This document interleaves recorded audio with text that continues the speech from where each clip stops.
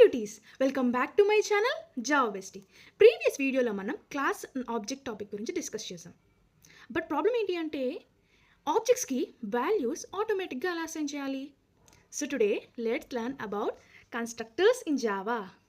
First of all constructor అంటే ఏంటి? సింపుల్గా చెప్పాలి అంటే constructor is a special method which is used to initialise objects. Constructor అనేది ఒక స్పెషల్ టైప్ ఆఫ్ మెథడ్.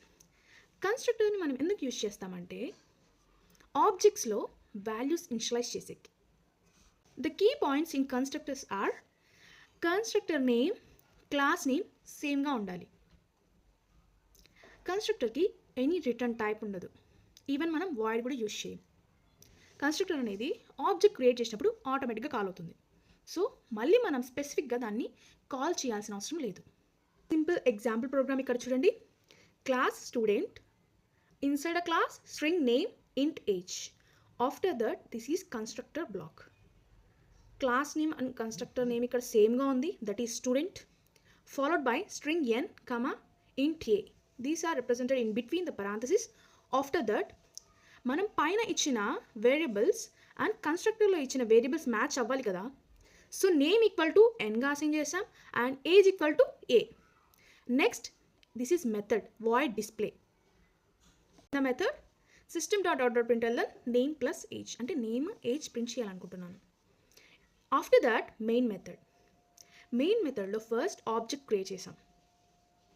ఇక్కడ వాల్యూస్ ఆబ్జెక్ట్స్ లోపల ఇచ్చేసాం. చూడండి, స్టూడెంట్ ఫాలోడ్ బై పెరాంథసిస్ లోపల డబుల్ కొటేషన్స్లో లాస్యా, బికాస్ పైన స్ట్రింగ్ ఇచ్చాం కదా, string n, where n equal to Lasya, a equal to 20.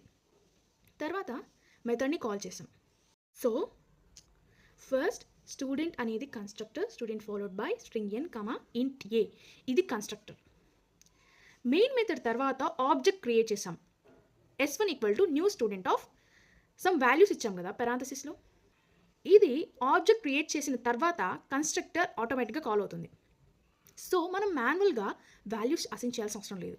Constructor use చేస్తే మనం ఆటోమేటిక్గా వాల్యూస్ దాంట్లో పెట్టచ్చు. Okay, there are two types of constructors. They are default constructor and parameterized constructor. Default constructor అంటే పారామీటర్స్ ఏముండవు, డిఫాల్ట్ వాల్యూస్ ఉంటాయి. Parameterized constructor అంటే వాల్యూస్ని ఆబ్జెక్ట్ లోపల పాస్ చేస్తాం.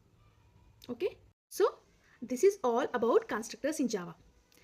నెక్స్ట్ వీడియోలో మనం దిస్ కీవర్డ్ గురించి మాట్లాడుకుందాం. Okay, thank you. To like, share and follow to Java Bestie. మళ్ళీ రేపు వీడియోలో కలుద్దాం. Until then, bye bye.